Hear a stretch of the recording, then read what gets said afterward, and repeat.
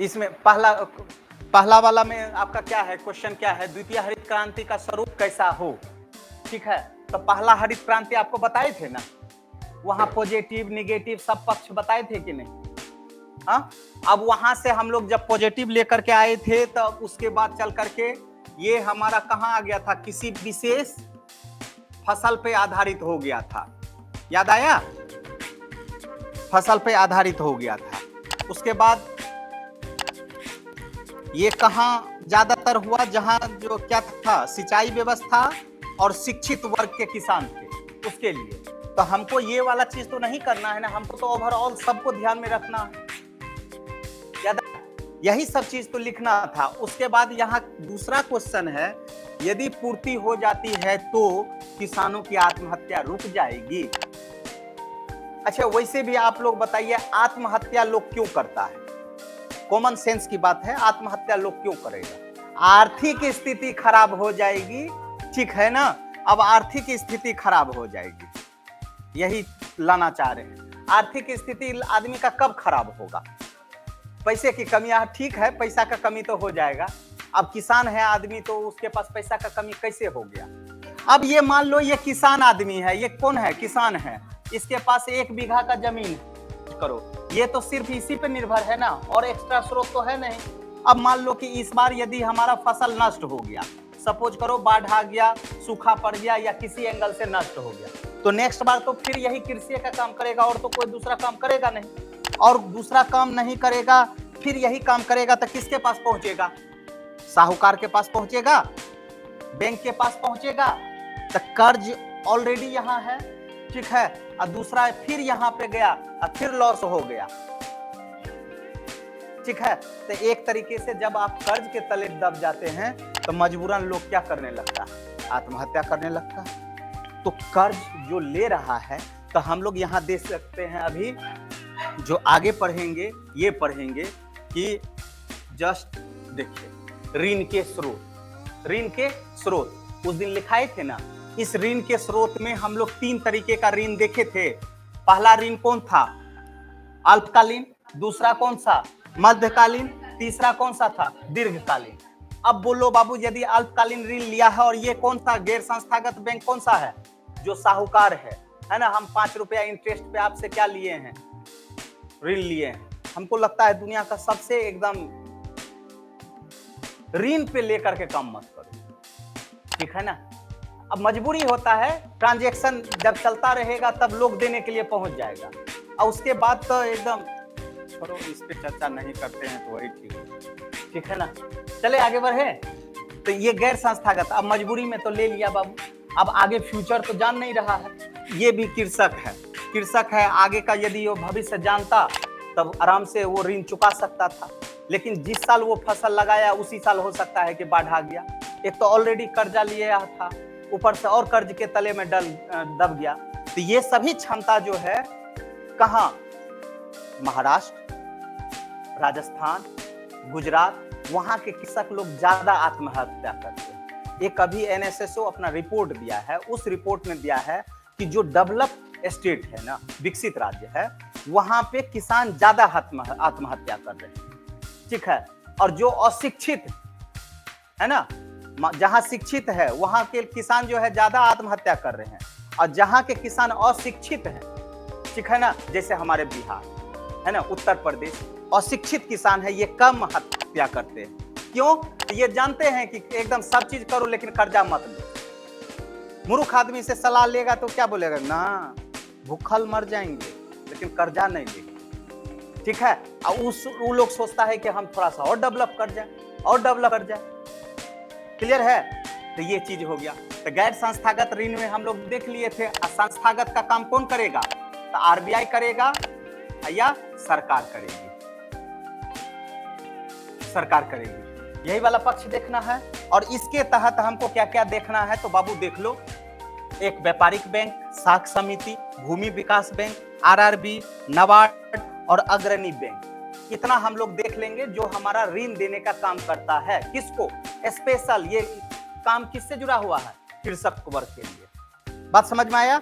इसके साथ ही साथ आगे जो पढ़ेंगे वो देखेंगे किसानों द्वारा आत्महत्या एवं उसे रोकने का प्रयास, है ना, ये फिर आपका कहां चला गया, मेंस ऑब्जेक्टिव। दूसरा, कृषि को औद्योगिक दर्जा दिया जाए, यदि दिया जाए तो कैसे दिया जाए, और कृषि को औद्योगिक दर्जा हम क्यों नहीं दे पा रहे हैं, ये सभी पक्ष हम लोग देखेंगे।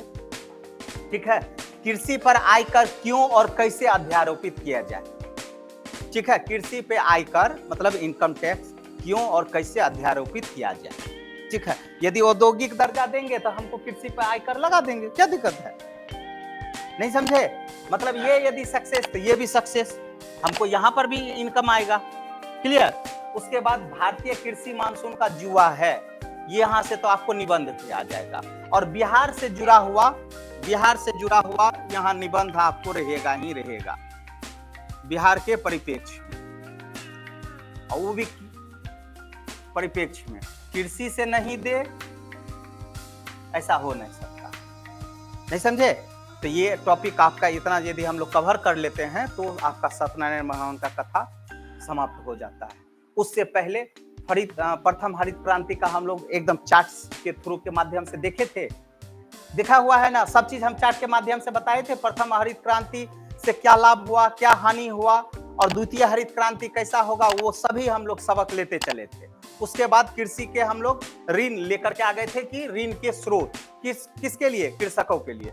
अब कृषकों के लिए तो पहले हम लोग क्या देखे, गैर संस्थागत में ऐसे बैंक आते हैं ये जो रजिस्टर्ड नहीं है, जब जरूरत पड़ता है उस अनुसार से काम कर लेते हैं। ठीक है, और ये क्या हो गया, बैंकों के माध्यम से आपको स्पेशल कृषि का काम कर रहे हैं तो लोन मिलेगा, कोई दिक्कत। तो चलिए पहला को स्टार डाल करके लिख लीजिए, गैर संस्थागत ऋण के स्रोत। वैसे ओवरऑल यही है हमारा हरित क्रांति जो है हमारा, जब हमारा तृतीय पंचवर्षीय योजना हुआ था तो अकाल आ गया था और हमारे यहाँ युद्ध हो गया था, तो उसके परिणाम स्वरूप हम लोग हरित क्रांति के लिए ये हुए, मूव किए। तो हरित क्रांति शब्द का पहला बार प्रयोग किए थे विलियम गॉल। ठीक है, और विश्व लेवल पे जो है हरित क्रांति के जनक थे डॉक्टर नॉर्मन ई बोरलॉग, जिसे क्रांति के रूप में 1970 में जो है इसको क्या मिला था, नोबेल अवार्ड भी मिला था। किसके लिए, शांति के लिए।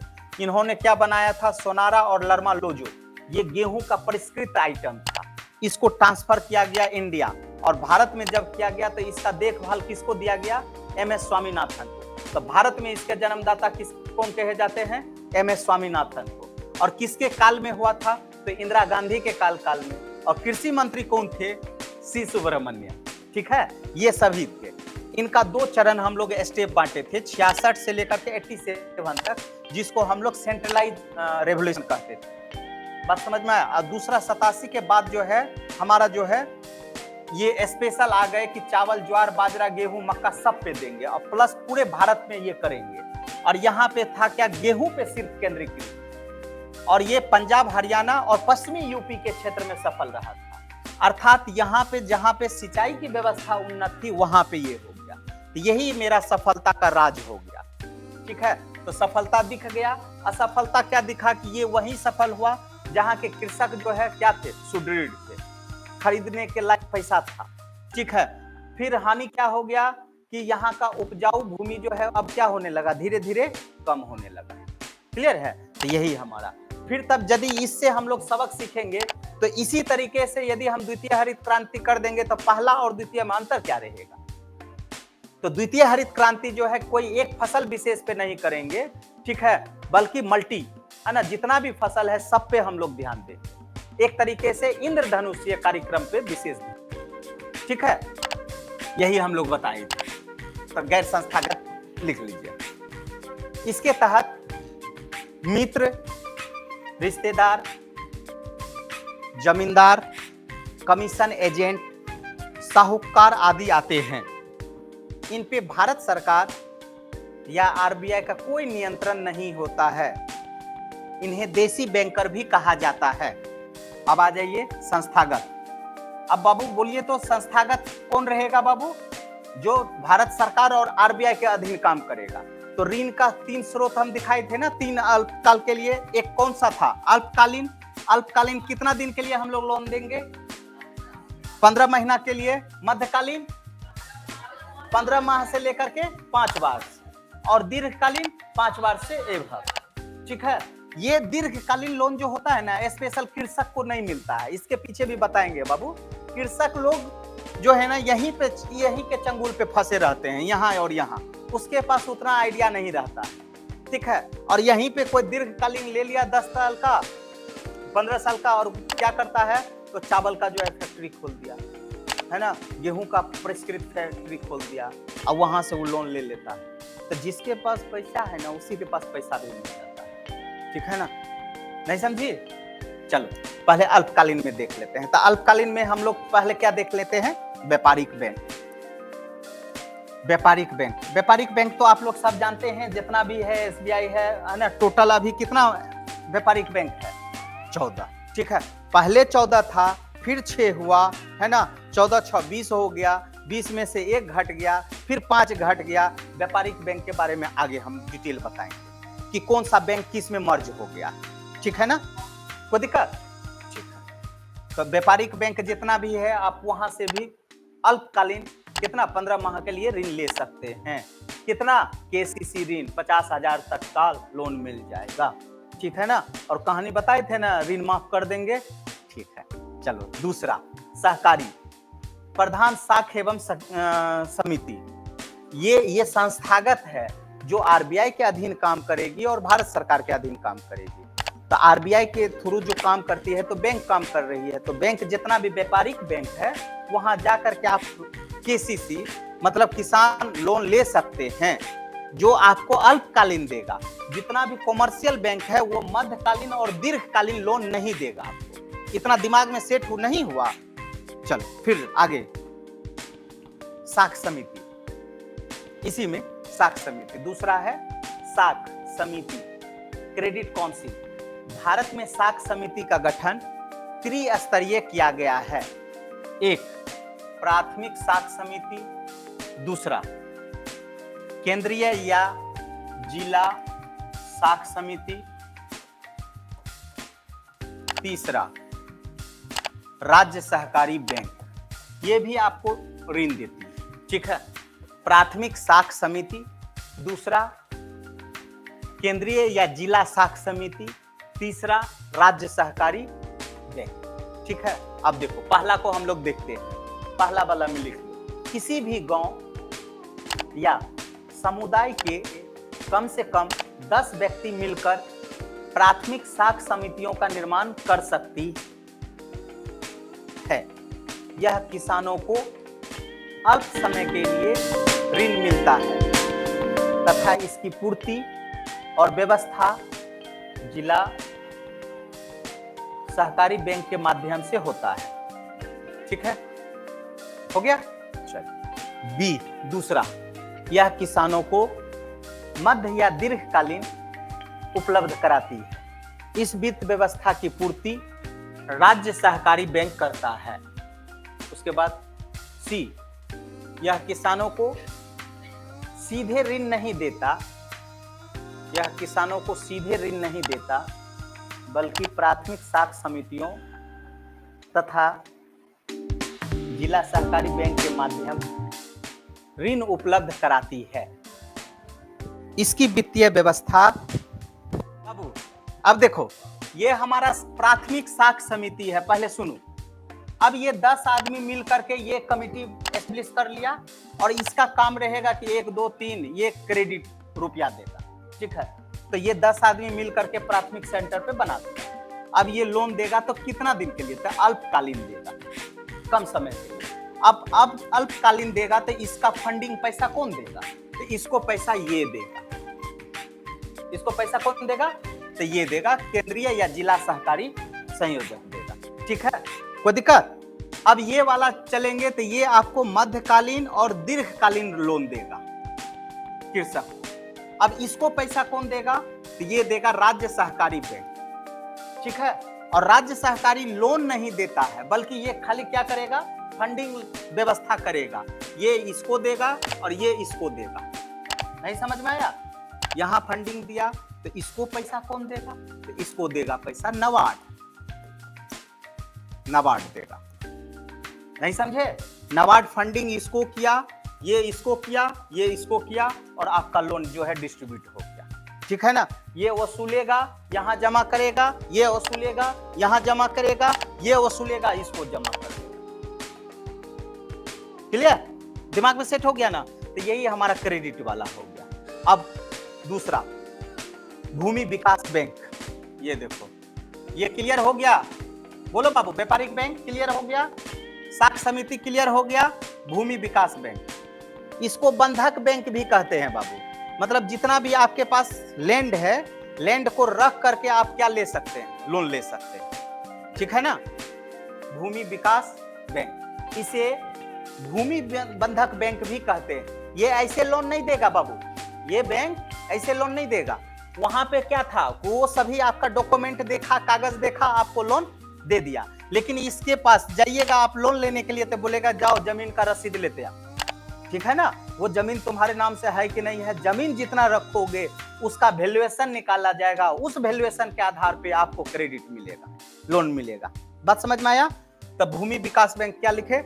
हाँ, इसे भूमि बंधक बैंक भी कहते हैं, क्योंकि यह किसानों की भूमि को बंधक रखकर इन्हें मध्यकालीन एवं दीर्घकालीन ऋण उपलब्ध कराती है। कोई दिक्कत? भारत में भूमि विकास बैंक 1929 में स्थापित किए गए। वर्तमान में 19 भूमि विकास बैंक है। इनका ढांचा त्रिस्तरीय है। राज्य स्तर पर केंद्रीय भूमि विकास बैंक, जिला स्तर पर प्राथमिक भूमि विकास बैंक, 2 स्तर हो गया। एक राज्य स्तर पे होगा जो क्या कहलाएगा, केंद्रीय भूमि विकास बैंक, और फिर दूसरा कहाँ मिलेगा, जिला स्तर पे मिलेगा। कोई दिक्कत है? फिर लिख लीजिए। परंतु यूपी और जम्मू कश्मीर में भूमि विकास बैंक का एक ही ढांचा है। एक ही ढांचा है मतलब कौन सा, वो हर डिस्ट्रिक्ट लेवल पे खाली करता है। तो 1 क्लियर, 2 क्लियर, 3 क्लियर। आरआरबी आ जाए, ग्रामीण क्षेत्रीय बैंक। अभी यहाँ पर भी तो है दक्षिणी बिहार ग्रामीण बैंक, है ना? उत्तर जाइएगा तो उत्तर ग्रामीण बिहार बैंक, मतलब एरिया उत्तर दक्षिण ऐसे कर दिया है बिहार में, ठीक। आरआरबी लिख लीजिए। रीजनल रूरल बैंक, इसको हम लोग बोलते हैं ग्रामीण क्षेत्रीय बैंक। 2 अक्टूबर 1975 को भारत में एक साथ 5 ग्रामीण बैंक स्थापित किए गए। यूपी में 2, राजस्थान में 1, हरियाणा में 1 और वेस्ट बंगाल में 1, ठीक है। यूपी में 2 हुआ, राजस्थान में 1 हुआ, हरियाणा में 1 हुआ और वेस्ट बंगाल में 1 हुआ। ये स्पेशल नाम भी दे देता है। तो यूपी में गोरखपुर और मुरादाबाद, ये 2 सेंटर बना दो। यूपी में गोरखपुर और मुरादाबाद, क्लियर है। राजस्थान में जयपुर, ठीक है। हरियाणा में भिमानी और वेस्ट बंगाल में मालदा। आपसे यदि ये प्रश्न पूछ देगा कि भारत में प्रथम 5 एक साथ हमारे पास क्या हुआ, ग्रामीण बैंक का स्थापना। चलिए नेक्स्ट। 1988 में कुल 196, 1988 में कुल 196 ग्रामीण बैंक स्थापित हो चुके थे। 1988 के बाद केलकर समिति के आधार पर आरआरबी की नई शाखा नहीं खोली गई। आरआरबी का उद्देश्य कृषि एवं ग्रामीण क्षेत्र में शाख का निर्माण करना है, ठीक है।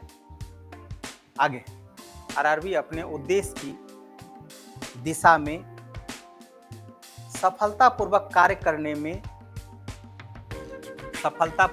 करने में सफल नहीं रही। अतः 2003-04 में एके पुरवार और व्यास समिति के सिफारिश पर क्षेत्रीय ग्रामीण बैंकों की संख्या 196 से घटाकर 6 कर दी गई, जिसके आधार पर वर्तमान में क्षेत्रीय ग्रामीण बैंकों का आपस में विलय प्रक्रिया शामिल है। अब जितना भी था ना, सबको जो है देखो, अब यहाँ कैसे रखा नाम, उत्तर ग्रामीण, दक्षिण ग्रामीण, पूर्व ग्रामीण, पश्चिम ग्रामीण, मध्य ग्रामीण, पूर्वोत्तर ग्रामीण, नहीं समझे। अब यहाँ पे सब कोई बोला आपस में पहले विलय कर लो, ठीक है ना। अब मान लो कि दिल्ली वाला कहेगा कि हम तो उत्तर हैं तो किधर जाएंगे, उत्तर में जाए कि दक्षिण में जाए, नहीं समझे। तो आपस में पहले विलय कर लो और उसके अनुसार से हम लोग कितना 6 में काम कर लेंगे। 6 में कौन कौन सा हो गया, north, south, east, west, clear है। सेंट्रल और EFR, ईस्ट फ्रंट। क्लियर है ना? तो ये 6 में डिवाइडिंग है। तो अब जितना भी क्षेत्रीय ग्रामीण बैंक है वो सब जगह यही लिखाएगा, ठीक है? उत्तर ग्रामीण, दक्षिण ग्रामीण, तो ऐसे कर। क्लियर है ना? बोलो ना, हाँ ना रे? ठीक है। और इसको फाइनेंस कौन देगा? इसको पैसा अभी ये किसके अधीन चला गया है? तो सेंट्रल बैंक के अधीन, है ना? सेंट्रल बैंक ऑफ इंडिया के अधीन, ठीक है? कभी तुम लोग ग्रामीण बैंक के आगे जाना तो वहां लिखा रहेगा सेंट्रल बैंक, ठीक है ना? वित्त प्रदत्त, उसका फाइनेंसर जो है सेंट्रल बैंक। चलो आगे फिर, जिसमें वर्तमान में हाँ विलय प्रक्रिया शामिल है ना? अभी वर्तमान में 96 ग्रामीण बैंक उपलब्ध है। आरआरबी में 50% की पूंजी भारत सरकार, 15% राज्य सरकार तथा शेष 35% की पूंजी सार्वजनिक के 25, सार्वजनिक मतलब कॉमर्शियल के 25% और निजी के 2 बैंकों द्वारा कराई जाती है, जिसे आरबीआई का प्रायोजित बैंक कहते हैं। देखो 50% भारत सरकार, 15% राज्य सरकार, 35% में 25% और 15%। ये कॉमर्शियल बैंक कोई भी प्रायोजक बन जाएगा, ठीक है? जैसे हमारे बिहार में क्या सेंट्रल बैंक है, ठीक है? और यदि हम लोग निजी बैंक को दे देते हैं तो मान लो एक्सिस को दे दिए और ICICI को दे दिए, ठीक है? 10% उसका भी हिस्सा दे दिए, तो ये 100% का जो है ग्रामीण बैंक वाला काम करेगा। नहीं समझी मेरा बात? ठीक है? तो आपके पास जो बैंक आरआरबी बैंक बनाए, ठीक है, तो 50% किसके हिस्सेदारी है? तो भारत सरकार। 15% किसका है? राज्य सरकार का। और 35% में 2 वित्त प्रदत्त दे दिया है, मतलब 25% दे दिया है कि जो सेंट्रल बैंक है उसको मिलेगा, और 10% जो है प्राइवेट बैंक को भी दे दे, ठीक है ना? तो वो एरिया पे डिपेंड होता है कि किस एरिया में कौन सा प्रायोजक है। जैसे हमारे यहाँ सेंट्रल बैंक, उत्तर प्रदेश में जाओगे तो हो सकता है SBI का अधीन, तो बिहार में जो है वो किसके अधीन है? क्षेत्रीय ग्रामीण बैंक का 25%, तो सेंट्रल बैंक के अधीन है, ठीक है? कोई दिक्कत है? आरआरबी क्लियर हो गया? टोटल चीज आरआरबी में कोई दिक्कत? आरआरबी का गठन कब हुआ बाबू? 2 अक्टूबर 1975 को। कितना बैंक किया गया था? 196 नहीं, सिर्फ 5, है ना? पहले क्या किया गया? 5, फिर बाद में कितना हो गया? 196। कौन सा समिति था? केलकर समिति। क्या बोला? 196 से जो है आगे नहीं बढ़ना चाहिए। फिर चल करके क्या आ गया? एके पुरवार और व्यास समिति, ये दोनों मिल करके कितना लेकर के आ गया? 6। नॉर्थ साउथ ईस्ट वेस्ट ऐसे करके बांट दिया। उसके बाद वर्तमान में कितना है? 96। इसका वित्त पैसा कैसे फाइनेंस होगा? कोई दिक्कत है? दिमाग में अब हो गया से?